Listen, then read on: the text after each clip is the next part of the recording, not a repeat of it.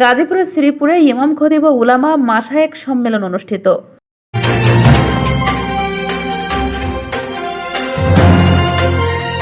আসসালামু আলাইকুম দর্শক, সকলকে আমন্ত্রণ জানাচ্ছি বিবিআর নিউজ সংবাদে।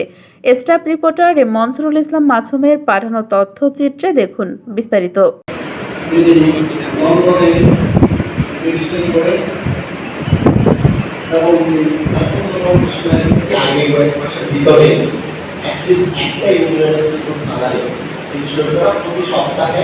আকন্দ ফাউন্ডেশনের উদ্যোগে বুধবার 16 জুলাই সকালে শ্রীপুর মডেল মসজিদ হল রুমে এই সম্মেলন অনুষ্ঠিত হয়।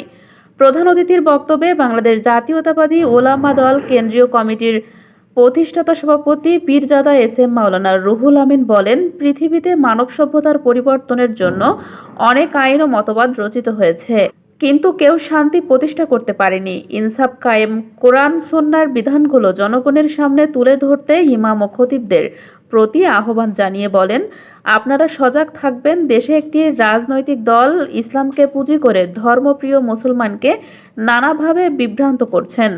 আগামীতে দেশের শান্তি সমৃদ্ধি প্রতিষ্ঠা করতে হলে ইসলামী মূল্যবোধ বিশ্বাসী দলকে আমাদের আলেম উলামার সমাজ বেছে নিতে হবে।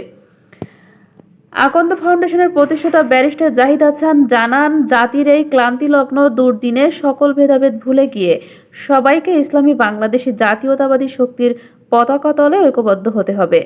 আগামীতে আকন্দ ফাউন্ডেশনে তাদের ক্ষমতার সবটুকু দিয়ে শ্রীপুরে ইমাম খতিব উলামা মাশায়েখ পাশে থাকার অঙ্গীকার ব্যক্ত করেন।